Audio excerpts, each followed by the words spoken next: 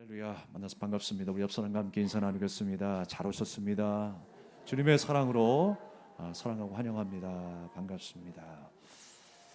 네, 오늘도 예수 그리스도의 평안과 기쁨이 여러분 안에 충만하시기를 주님의 이름으로 축복합니다. 내 안에 가장 귀한 것이란 제목으로 함께 은혜를 나누겠습니다. 저는 어린 시절 명절이 되면요, 항상 이제 큰 집에 가게 되는데 제일 맛있게 먹었던 음식이 하나가 있습니다. 바로 동태 부침이었어요. 근데 좀 많이 나오면 좋은데 몇 개 안 나오더라고요. 그래서 그 몇 개 올라오지 않은 동태 부침을 동생과 함께 싸우면서 먹었던 기억이 있습니다. 그 안에 생선이 들어가 있는지 뭐가 들어가 있는지는 잘 모르고 먹었던 것 같아요. 그러다가 맛있는 냄새가 나서 또 부엌으로 제가 한번 간 적이 있었습니다. 부엌으로 발길을 옮기게 되는데 거기에 제가 좋아하는 동태 부침이 있었던 거예요. 그래서 몰래 하나 집어 먹었어요. 그리고 또 그 다음 명절 때도 그 부침개를 아주 맛있게 먹었던 기억이 있었습니다.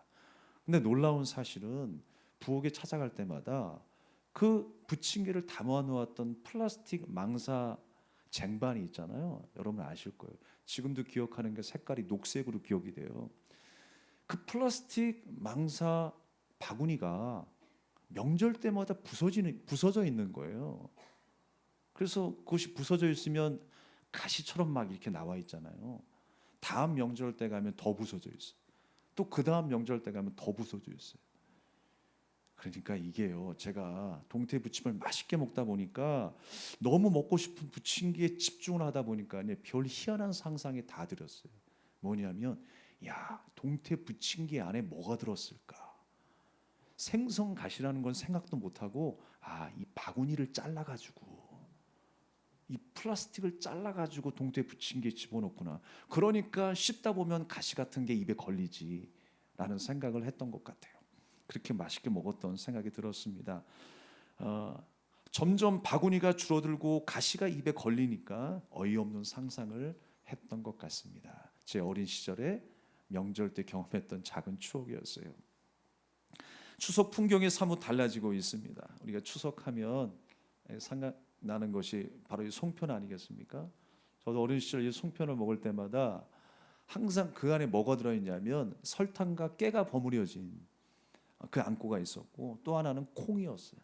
그래서 모르고 딱 집었는데 콩이면 에이 실망, 설탕깨가 딱 씹히면 맛있다 하고 먹었던 기억이 있습니다. 그 나중에는 이제 콩을 안 먹기 위해서 형광등에 비춰봐요. 이렇게 조금 어두우면 콩, 좀 약간 뭔가 환하게 비친다 그러면 깨. 그래서 그것을 집어서 먹었는데 역시 또 콩이 걸리더라고요. 이제 추석 명절의 그 분위기가 이제 사뭇 많이 바뀌었죠. 송편이나 부침개보다는 내가 먹고 싶은 거를 먹는 시대가 되었어요. 내가 평소에 좋아했던 그런 음식들을 먹기도 합니다. 그리고 추석 때 모여서 했던 놀이도 점점 이제 사라지죠. 어른들, 아이들 할 것 없이 이제는 다 뭐만 봐요? 뭐만 봐요? 스마트만 보고 있어. 그러니까 명절 때 모여도 대화가 줄어들었어. 아니 오랜만에 모여가지고 대화하자라고 이렇게 모였는데 스마트폰 때문에 대화도 줄어들었어. 얼굴 한 번 더 보고 와야 되는데 스마트폰에 뉴스 기사만 보다가 그냥 오는 경우가 얼마나 많이 있습니까? 또 예전에는요, 길이 막혀서 16시간 동안에 운전을 하신 분들도 있을 거예요. 예, 제가 인터넷 검색을 해보니까 최장 16시간이더라고요. 16시간 동안 운전을 하는 그 수고로움에도 고향을 찾아서 부모님을 뵙고 가족과 함께 교제와 사랑을 나누었던 시간이 있었습니다. 그런데 이제는 그 긴 연휴를 이용해서 해외 여행을 가는 사람들이 참 많아졌습니다. 이 명절이라고 하는 것은 뭐니 해도 그렇죠. 참 명절의 의미가 무엇일까요? 분주하게 살아오며 잊고 있었던 그 가족의 의미를 다시 한번 생각하는 날이 명절이라고 생각합니다. 베풀어 주신 부모님의 은혜를 기억하는 날이고요. 또 고난을 함께 이어온 가족들이 추억을 되새기고 사랑을 나누는 시간이 되어야 하는 것이 바로 명절이라고 생각합니다. 지금까지 그 힘으로 우리가 살아온 거 아니겠어요? 가족의 소중함 때문에. 또 세상에 그 어떤 것과 바꿀 수 없는 것이 가족 아니겠습니까? 가족을 생각하는 마음이 있기 때문에 그 수많은 어려움도 헤쳐나오게 된 줄로 믿습니다. 평소 내가 생각했었던 그 인생의 소중함보다 나를 하나님의 자녀 삼으셔서 깨닫게 하신 소중함이 우리에게 있죠. 하나님이 나의 아버지가 되시고 내가 주님의 자녀가 되고 내가 주님의 은혜의 울타리 안에 있게 됨을 우리는 항상 감사하며 살아가고 있습니다. 그것이 내게 힘이 되고 내게 능력이 되어 어떤 고난도 헤쳐나갈 수 있게 되는 것이겠죠. 더 이상 고난이 아닌 것처럼 여겨지는 거예요. 슬픔이 아닌 것으로 여겨지는 거예요.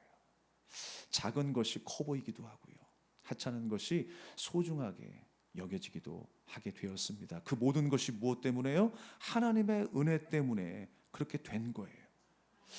내 인생 가운데 그렇게 가장 소중한 하나님의 은혜를 알게 되면서 우리는 세상을 새롭게 보게 되었어요. 세상과 견주어 볼 때에 이것이 가장 아름답고 이것이 성공의 기준이고 이것이 가장 복되다라고 하는 것으로 우리에게 타협할지라도 우리는 하나님의 은혜를 포기하지 않게 되었어요. 그 은혜의 가치와 능력이 무엇인가를 알았기 때문에 그렇습니다. 나를 향하신 그 십자가의 사랑이 그 능력이 무엇임을 알았기 때문에 우리는 세상 무엇과도 바꿀 수 없는 그 은혜를 소유하며 살아가게 되는 줄로 믿습니다. 오늘 본문의 말씀에 보면 기드온에 이어서 이 아비멜렉에 관한 이야기가 나옵니다. 아비멜렉은 기드온의 아들이었습니다. 그런데 항상 보면 그렇습니다. 좋은 점을 이렇게 이어받으면 좋을 텐데 항상 나쁜 것을 잘 이어받아요.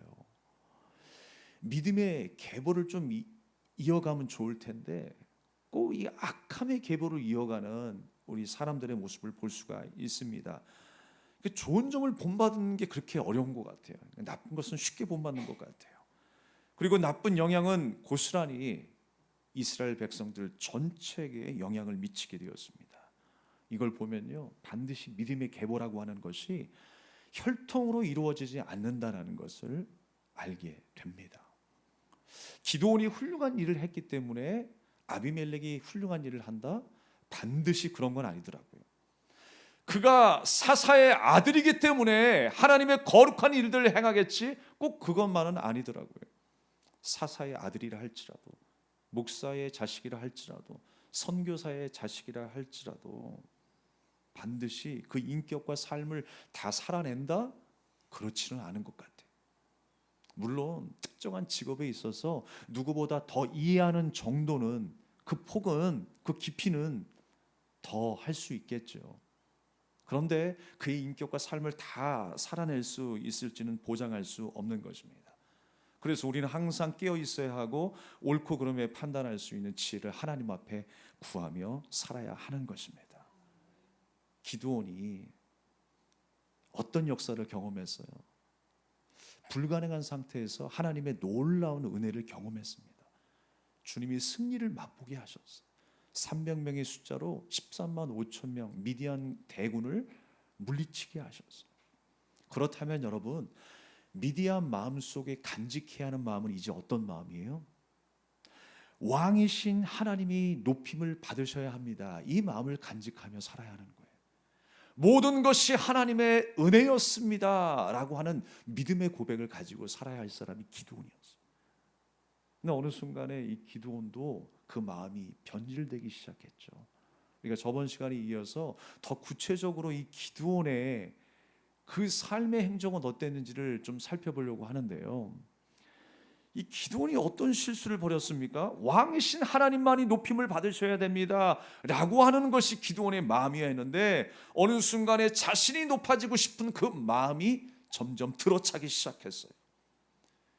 미디안과의 전쟁에서 이제 승리한 이후에 백성들은 이 기드온에게 우리 왕이 되어 주십시오. 당신이 우리 왕이 되어야 합니다 라고 요청했습니다. 그랬을 때 기드온은 뭐라고 그랬어요? 무슨 왕이냐, 난 왕 되기 싫다. 여호와 하나님께서 왕이 되십니다 라고 이야기를 해요. 그러면서도 그의 마음속에는요 왕이 되고 싶은 마음이 있었어요. 그리고 구체적으로 행동에 옮기게 됩니다. 백성들에게 요청을 해요. 어떤 요청을 합니까? 여러분이 가지고 있는 금귀걸이, 금팔찌 다 저에게 주십시오 라고 요청을 해요. 여러분, 이 금을 요청한다라고 하는 것, 재물을 요청한다라고 하는 건요, 그 당시에 어떤 의미가 있었냐면 충성과 순종을 요청하는 거예요. 그리고 얼마만큼 모았냐면 그 양이 어마무시합니다. 금 1700세겔이라고 했어요. 그러니까 이 정도의 양은 얼마만큼의 양이냐면 21kg 정도의 양이에요. 여러분, 금을 무게로 느껴본 적이 있나요? 저는 한 번도 금을 무게로 느껴본 적이 없어요. 예. 그만큼 무게를 느낄 만큼의 금의 양이라는 거예요. 그런데 이게 너무 과할 만큼의 양이라고 하는 것이죠. 한 나라의 임금이 창고에 보유하고 있을 만한 양이 21kg라는 거예요. 그러니까 속으로는 기드온의 마음속에는 어떤 마음이 들어차 있는 거예요? 왕이 되고 싶은 마음으로 가득 차 있었다라고 하는 것입니다. 그리고 아비멜렉이라고 하는 이 아들의 이름을 지을 때도요, 그의 속내가 드러나고 있어요. 아비멜렉이라고 하는 이름의 뜻이 뭐라고요? 내 아버지는 왕이시다. 내 아버지는 왕이시다. 속보이는 거 아니겠습니까? 순수하지 않았어요. 결정적으로 여러분, 백성들로 하여금 모았던 그 금을 가지고 제사장의 옷을 만들었어요. 에봇이라고 하는 제사장의 옷을 만들었어요. 그래서 그 제사장의 옷이 사실 실로에 들어가야 되는데 자기 성읍 오브라라고 하는 곳에 이 제사장의 옷 에봇을 모셔다 놨어요. 제사장은 누가 세웁니까? 하나님이 세우시죠. 왕도 선지자도 하나님이 세우시죠. 그래서 기름 부음 받아야 될 사람이라는 거예요. 그런데 자기가 기름을 붓겠다라는 거예요. 자기가 왕이 되고 자기가 세상을 다스리고 자기가 주권을 가진 인생으로 이제 살겠다라고 하는 것이 에봇을 만드는 행위였습니다. 그런데 사실 보면 성물인 것 같지만 성물이 아닌 게 돼버렸어요. 제사장이 입는 거룩한 옷이어야 했지만 그 성물이 아닌 게 돼버렸어요. 여러분, 이런 일들이 우리 인생 가운데에 비일비재하게 일어나고 있지 않습니까? 뭐가 됐다라는 거예요? 하나의 우상이 되어버렸다라는 거예요. 하나님 앞에 영광이 되어야 될 그 옷이, 제사장이 입어야 될 그 옷이 하나의 우상으로 전락해서 백성들이 그곳에 와가서 절하고 있어요. 그건 더 이상 성물이 아닌 거예요. 우상으로 섬기게 되었다라고 하는 것입니다. 사랑하는 여러분, 십자가의 의미가 있잖아요. 십자가의 의미가 무엇입니까? 내 죄를 담당하셔서 예수님이 죽으셨다라고 하는 걸 의미하는 거 아니에요.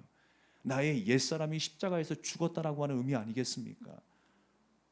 근데 어떤 사람은 이 십자가의 의미를 항상 내 몸에 부적같이 지니고 있으면 악귀가 물러가는 것처럼 생각하는 사람들이 있어요. 전혀 상관없습니다, 여러분. 내 귀에 귀걸이로 걸면, 목걸이로 걸면, 팔찌로 십자가 팔찌를 차면 악귀가 물러갑니까? 그건 하나의 우상으로 섬기는 것밖에 되지 않아요. 성경책도 마찬가지예요. 머리가 띵하네. 두통이 일어나서 성경을 베고 자면 머리가 맑아질 것이다. 그런 기대하지 마십시오. 그건 성물을 우상으로 만드는 일이에요. 오늘 기드온이 그런 일들을 했어요. 아니, 그가 하나님의 용사라면서요. 하나님께서 사용하셔서 미디안 군대를 물리친 하나님의 용사라면서요. 그러면 그 마음을 계속 간직하고 살아야죠. 하나님의 은혜로 되었다는 마음으로 살아야죠. 근데 어느 순간에 그 성물을 우상으로 만들어 버려요. 얼마나 안타까운 상황입니까? 또 어떤 일이 있었습니까, 여러분? 이 모은 금으로 에봇을 만들게 되었고, 또 결국에는 이 하나님의 말씀이 말씀되지 못하게 하는 삶을 살게 되었어요. 이 성경이 그렇습니다. 이 성경이라고 하는 것이 하나님의 말씀이 되는 이유는 무엇이냐면 하나님의 뜻으로 겸손히 받을 때 이게 하나님의 말씀이 되는 거예요. 하나님의 말씀으로 받을 때 결코 내 편리 위주의 도구로 삼아서는 안 된다라고 하는 것입니다. 우리가 어느 때는 그렇죠. 성경을 앞뒤 다 잘라먹고 내가 원하는 단어만 쏙 빼가지고 주님께서 이렇게 말씀하셨지 라고 생각하시는 분들이 있어요. 우리가 주의해야 될 게요, 우리가 송구영신 예배 때문에 말씀 카드를 뽑잖아요. 내가 원하는 단어가 나오는 거예요. 하나님께서 이렇게 응답하셨구나. 앞뒤 다 잘라먹으면 무슨 의미가 있겠어요? 부탁드리고 싶은 거는요, 그 말씀 구절이 나오면 집에 돌아가셔서 그 성경 본문을 전체를 한번 읽어보셔요. 그래야 의미가 있어요. 하나님께서 이래서 이 말씀을 주셨구나. 하나님께서 이런 고통 중에, 고난 중에 연단하시고, 또 하나님께서 깨닫게 하시고 회개하게 하시고, 하나님의 복이 최고임을 알게 하시고, 하나님의 은혜로 되었음을 알게 하시고, 주님의 십자가의 사랑을 알게 하시니 감사를 알게 하시고 하나님을 찬양하게 하셨구나. 여기까지 와야죠, 여러분. 내가 원하는 단어만 쏙 빼면 되겠습니까? 그건 하나님의 말씀이 아닌 거예요. 하나님의 말씀을 이용하는 거죠. 더군다나 여러분, 기드온은요, 어디까지 나락으로 떨어졌냐면 세겜 여인을 첩으로 여기는 일이 있었어요. 그 첩의 아들이 아비멜렉이에요. 근데 그 아비멜렉이 이제 이스라엘이 왕이 되겠다고 하니 지금 이스라엘이 난리가 난 거예요. 이미 여러분, 이 기드온에게는 몇 명의 아들이 있었습니까? 70명의 아들이 있었다라고 성경은 말씀하고 있어요. 70명의 아들이 있었다. 그러면 아들만 있었겠어요? 딸도 있었겠지요. 어떻게 70명만 딱 아들로 낳습니까? 딸도 있었다라는 거예요. 그러니까 가히 한 80명에서 100명 정도의 자녀가 있지 않을까.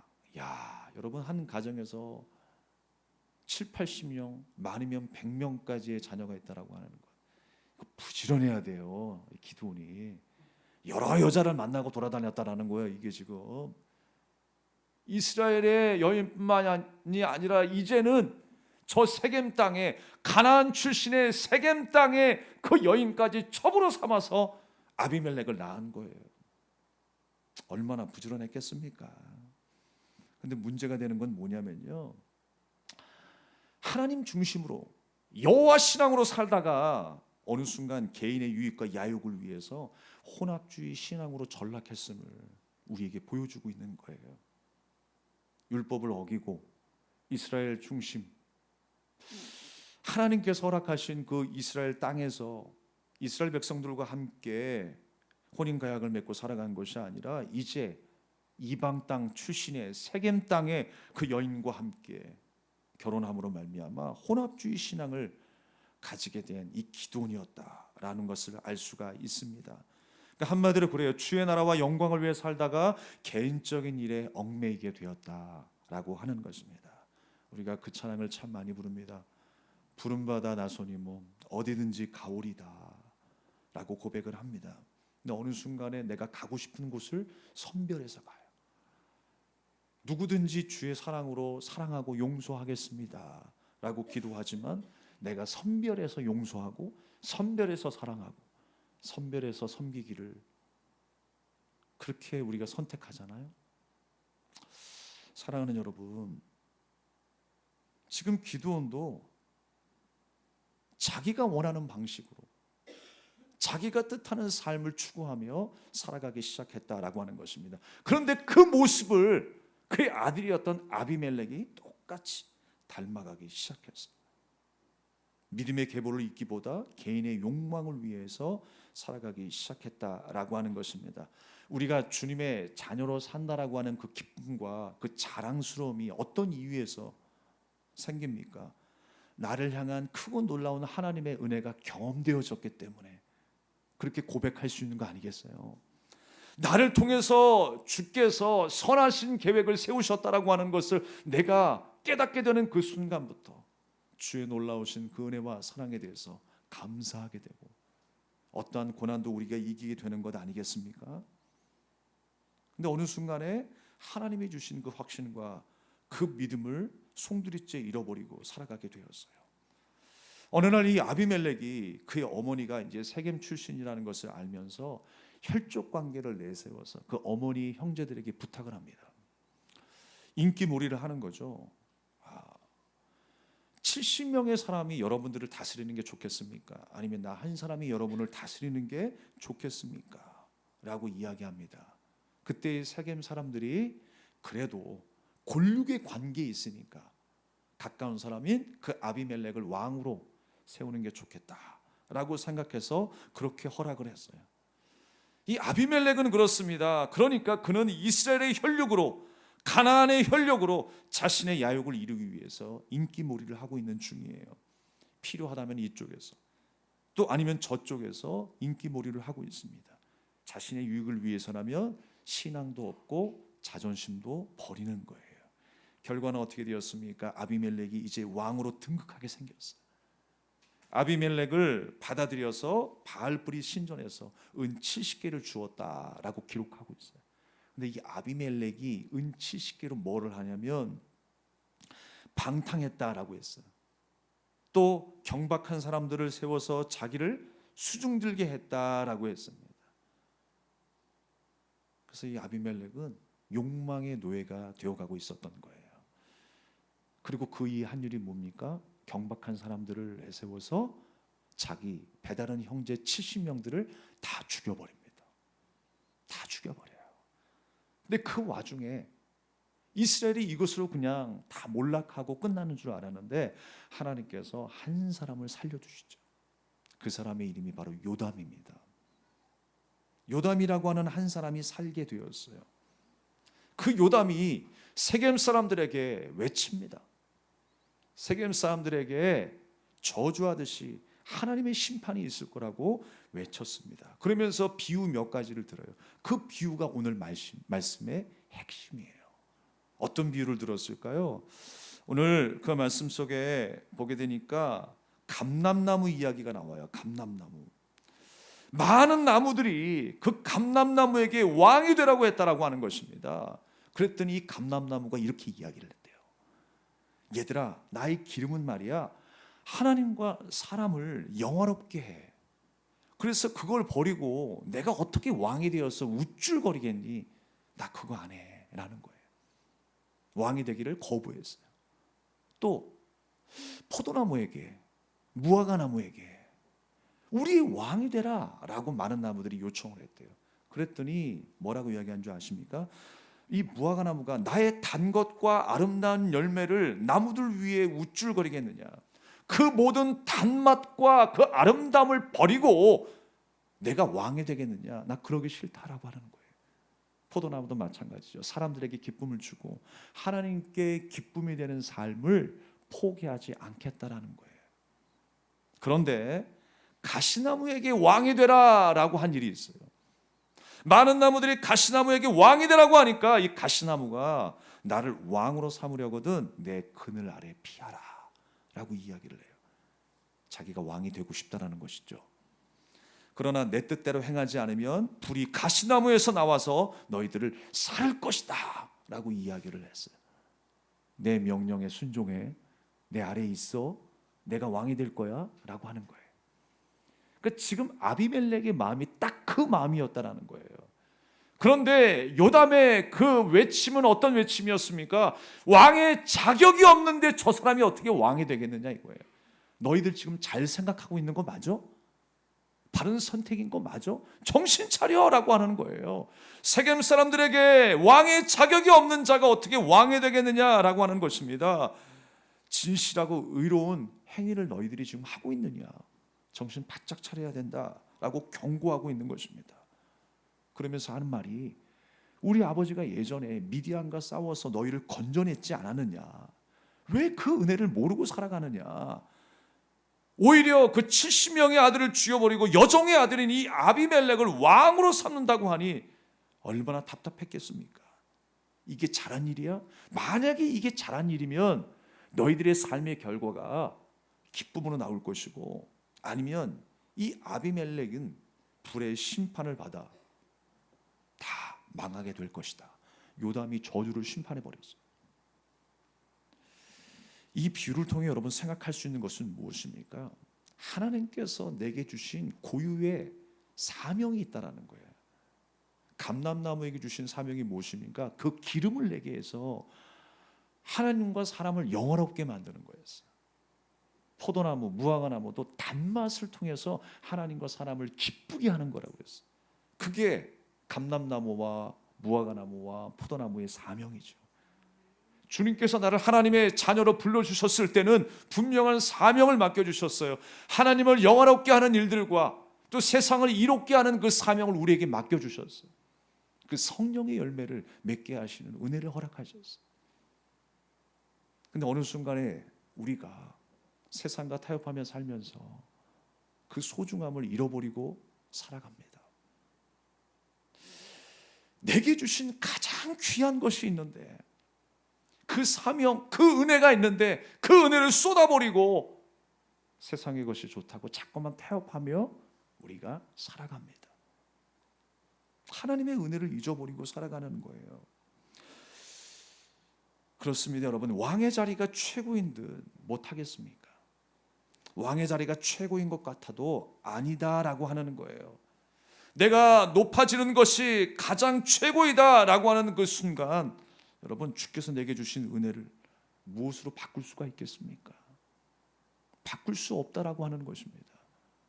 그런데 우리가 순간순간 아비멜렉처럼 세상과 타협하며 넘어지고, 또 우리가 가장 귀한 것을 하나님의 은혜가 아닌 세상의 것으로 대체하는 우리의 신앙생활을 보게 되는 것입니다. 결국 어떻게 되었습니까? 아비멜렉이 왕이 되어서 다스린 지 3년 후에 하나님은 아비멜렉에게 악한 영을 보내십니다. 그리고 세겜 사람들이 이 아비멜렉을 배반하게 되었어요. 바르지 못한 그 동기가 결국에는 좋지 못하는 결과를 맞이하게 된 거예요. 결국 이 아비멜렉은 어떻게 그 인생을 마감하게 되었습니까? 그렇게 기고 날고 힘 있는 것처럼 자랑했었던, 왕으로 다스리겠다라고 호언장담했었던 그 아비멜렉은 어이없게 죽음을 맞이합니다. 53절에 보면요, 한 여인이 맷돌 한 짝을 가지고 그의 머리에 던져버립니다. 그래서 죽어요.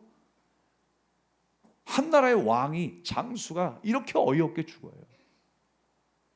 하나님을 왕으로 섬기지 아니하고 자기가 왕이 되어 세상을 다스리고자 했었던 그의 욕심, 그의 욕망이 한순간에 숲으로 돌아가는 순간이었어요. 하나님의 백성은 그러면 안 된다라는 거예요. 주님의 은혜를 알고 주님의 은혜 아래에 살아야 한다는 것을 말씀하고 있습니다. 하나님을 온전히 사랑하여 하나님께 만족이 되는 삶을 포기하지 않는 것, 그것이 바로 우리가 간직해야 될 신앙입니다. 기드온이 가져야 할 마음은 바로 이런 마음이었어요. 아비멜렉이 이스라엘을 다스리는 왕이 되었다면 사실 그 마음속에 가져야 할 마음은 바로 이러한 마음이었어요. 하나님을 온전히 사랑하는 것, 주님으로 인하여 만족하고 기뻐할 수 있는 삶, 하나님 앞에 순종하는 삶을 놓치지 말았어야 했습니다. 그런데 다 놓치고 말았어요. 우리가 함께 말씀을 한번 읽어보겠습니다. 히브리서 11장 24절에서 26절의 말씀을 한번 읽어보겠습니다. 시작. 믿음으로 모세는 장성하여 바로의 공주의 아들이라 칭함받기를 거절하고 도리어 하나님의 백성과 함께 고난받기를 잠시 죄악의 낙을 누리는 것보다 더 좋아하고 그리스도를 위하여 받는 수모를 애굽의 모든 보화보다 더 큰 재물로 여겼으니 이는 상 주심을 바라봄이라. 할렐루야. 모세의 입장에서는요, 그냥 애굽의 왕자로 살아가는 것이 세상 사람들이 보기에는 더 좋았을지 모르겠어요. 그러나 나 그거 싫다라는 거예요. 주님의 자녀로 사는 것이 좋다라는 거예요. 왜? 주님께서 예비하신 그 상을 바라보고 있기 때문에 그러는 거예요. 사랑하는 여러분, 우리가 주님의 자녀임을 기뻐하시기 바랍니다. 주님의 마음이 나의 마음이 되는 것이 가장 복된 일이라는 사실을 기억하시기 바랍니다. 감람나무의 기름과 무화과나무의 아름다운 열매, 하나님과 사람을 기쁘게 하는 감람나무와 이 포도나무는 그 고유의 사명을 버리고 왕이 될 수 없다라고 하는 거예요. 그 어떤 고귀함도 최고의 축복이라 할지라도 나는 붙잡지 않겠다라고 하는 것입니다. 내게 주신 하나님의 뜻을 버리지 아니하고 살겠다라는 것이었어요.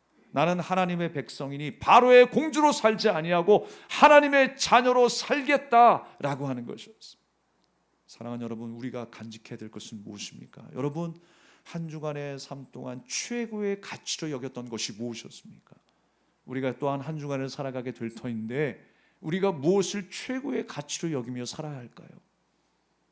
내 안에 가장 귀한 것은 무엇입니까? 바로 예수 그리스도 아니겠습니까? 주님께서 우리에게 허락하신 그 성령의 열매, 그 성령의 열매가 내 안에 맺어져야 되는 것 아니겠습니까? 예수님도요 항상 이렇게 시험을 당하셨어요. 40일 금식 이후에 사탄이 예수님을 시험합니다. 돌덩이가 떡덩이가 되게 해봐라. 성전 꼭대기에 올라가서 떨어져 봐라. 그러면 천사가 수종 들면서 받쳐줄 것이다. 내게 엎드려 절하면 이 천하만국을 내게 주겠다라고 사탄이 시험을 합니다. 그때 예수님께서 그렇게 하셨습니까? 절대로 그렇게 하시지 않으셨죠. 천하만국을 내가 얻지 못한다 할지라도 주님께서는요 하나님의 뜻을 포기하지 않으셨어요. 천하만국을 내가 얻지 못한다 할지라도 하나님의 뜻을 포기하지 않았다는 것. 십자가에 달리시기를 포기하지 않으셨어요. 왜 그러셨습니까? 나를 너무나도 사랑하셨기 때문에 그래요. 주님께서 예수님에게 주신 그 소중함을 놓치지 않았다라는 거예요. 하나님께서 우리에게도 주신 소중함이 있습니다. 그 은혜를 놓치지 않는 한 주의 삶이 되기를 바랍니다. 내게 맡겨주신 사명이 있습니다. 그 사명을 놓치지 말고 타협하지 말고 살아가는 한 주가 되시기를 주님의 이름으로 축복합니다.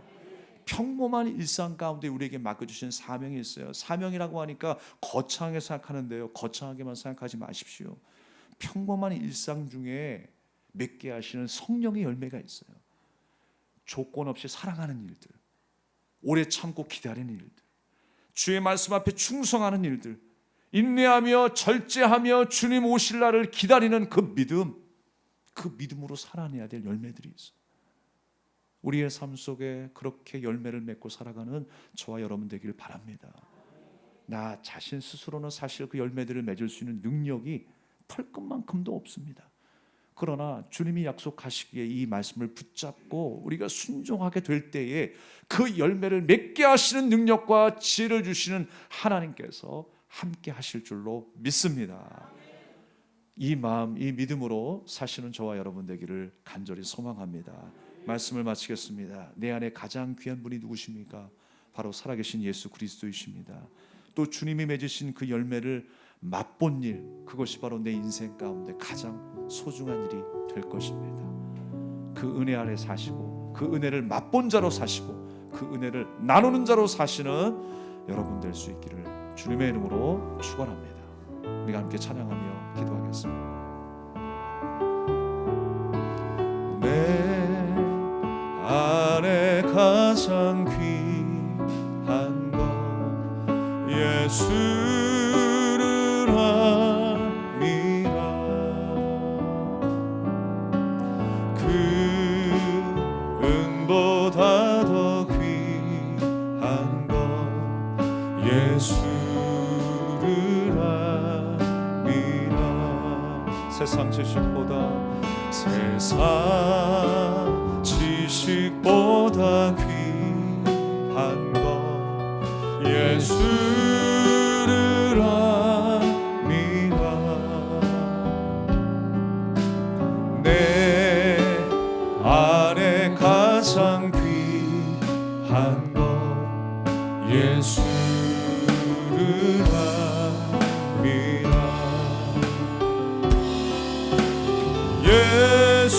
예수의 이름 존귀한 그 이름 예수의 이름 능력의 그 이름 내 안에 가장 귀한 것 내 안에 가장 귀한 것 예수를 알미라.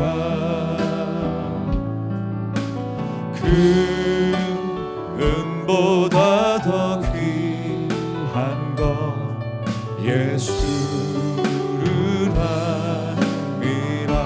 세상 지식보다 귀한 것, 세상 지식보다 귀한 것 예수를 알미라. 내 안에 가장 귀한 것 예수를 알미라. 예수의 이름, 예수의 이름, 존귀한 그 이름, 존귀한 그 이름, 예수의 이름, 능력의 그 이름, 예수의 이름, 존귀한 이름, 예수의 이름, 존귀한 그 이름, 예수의 이름, 능력의 이름, 능력의 그, 우리 다시 한번 찬양합니다. 예수의 그 이름, 예수의 이름, 존귀한 그 이름, 예수의 이름, 능력의 이름, 능력의 거친 파도 날 향해 와도, 거친 파도 날 향해 와도 주와 함께 날아오르리. 폭풍 가운데 나의 영혼 잠잠하게 주를 보리. 거친 파도 날 향해 와도, 거친 파도 날 향해 와도 주와 함께 날아오르리. 폭풍 가운데 나의 영혼 잠잠하게 주를 보리. 내 주 품에, 주 품에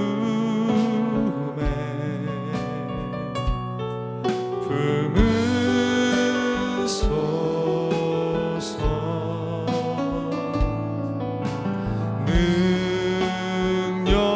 능력에 발로 덮으소서.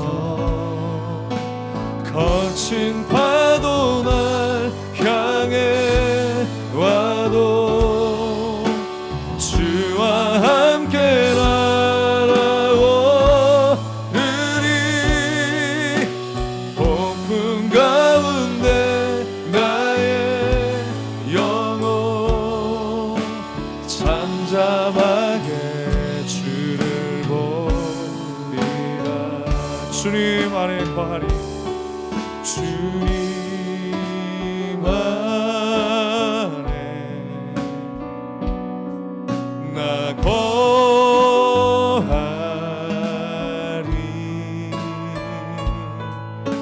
주 능력 나 잠잠히.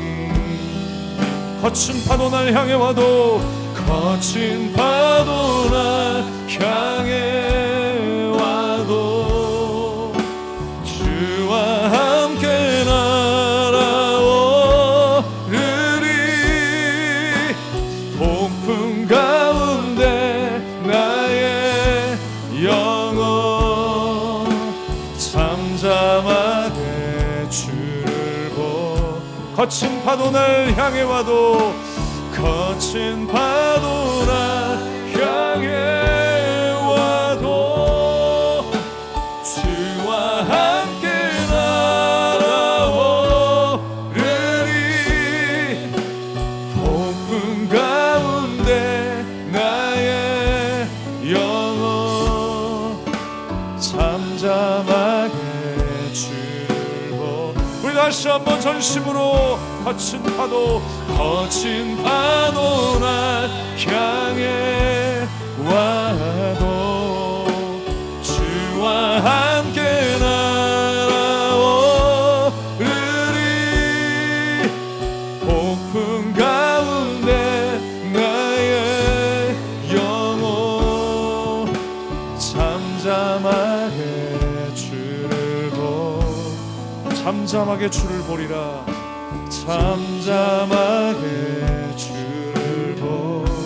잠잠하게 주를 보리라 잠잠하게 주를 보리라. 우리 주신 말씀을 기억하면서 합심하여 기도하기를 원합니다. 여러분, 우리는 무엇을 힘으로 삼고 살아가고 있습니까? 무엇을 최고의 가치로 여기고 살아가고 있습니까? 세상의 그 어떤 높은 자리라도 화려한 것이라도 물질이라도 나의 힘이 될 수는 없습니다. 곧 사라지게 될 것밖에 되지 않습니다. 여러분, 우리의 힘은 전능하신 하나님이십니다. 주님께서 주신 그 은혜 아래에 살아야 우리는 행복한 삶을 살아갈 수가 있습니다.